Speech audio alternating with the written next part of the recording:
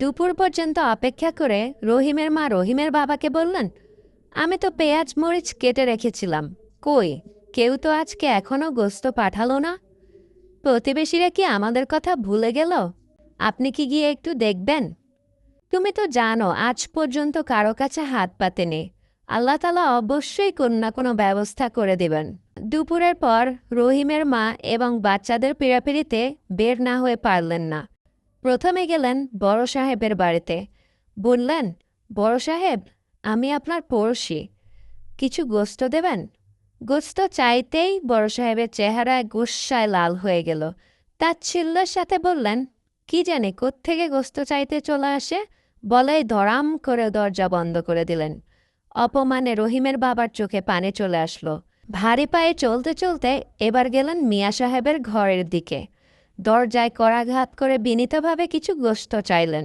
মিয়া সাহেব গোস্তের কথা শুনেই বিরক্তি ভরে তাকালেন। পলিথিনে কয়েক টুকরা গোস্ত দিয়ে দ্রুত দরজা বন্ধ করে দিলেন। যাক, ছোট মেয়েটাকে তো একটু বুঝ দেয়া যাবে, এমনটা ভাবতে ভাবতে ঘরে ফিরে এলেন। ঘরে ফিরে পলিথিন খুলে দেখলেন শুধু দুটি হাড্ডি আর চর্বি। চুপচাপ রুমে গিয়ে কাঁদতে লাগলেন। এরই মধ্যে তার ছেলেমেয়েরা এসে বাবাকে জড়িয়ে ধরে বললেন, বাবা, গোস্ত লাগবে না, আমরা গোস্ত খাবো না, আমাদের পেট ব্যথা করছে। তাদের এই কথা শুনে রহিমের বাবা আর চাপা কান্না ধরে রাখতে পারলেন না।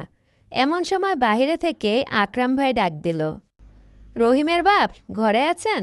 রহিমের বাবা দরজা খুলতেই আকরাম ভাই ৩-৪ কেজি গোস্তের একটি ব্যাগ হাতে নিয়ে বলল, গ্রাম থেকে ছোট ভাই নিয়ে এসেছে, এত গোস্ত কি একা খাওয়া সম্ভব বলেন? এটা আপনারা খাবেন। আনন্দ আর কৃতজ্ঞতায় রহিমের বাবা ভেজা চোখ মুছতে লাগলেন। অন্তর থেকে আকরাম ভাইয়ের জন্য দোয়া করতে লাগলেন। গোস্ত রান্না করে সবাই মজা করে খেয়ে উঠতে না উঠতেই প্রচণ্ড তুফান শুরু হলো। বিদ্যুৎও চলে গেল। সারা দিন গেল, এমনকি দ্বিতীয় দিনও বিদ্যুৎ এলো না। রহিমের বাবা তৃতীয় দিন রহিমকে নিয়ে হাঁটতে বের হলেন।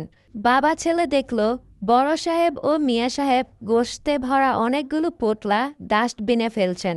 ফেলে দেয়া পচা গোস্তের উপর একদল কুকুরকে হামলে পড়তে দেখে রহিম বলল, বাবা, তারা কি কুকুরকে খাওয়ানোর জন্য কোরবানি করেছিল? পাশ থেকে মিয়া সাহেব ও হাজী সাহেব ছোট্ট ছেলেটির কথা শুনে লজ্জায় মাথা নিচু করে ফেললেন।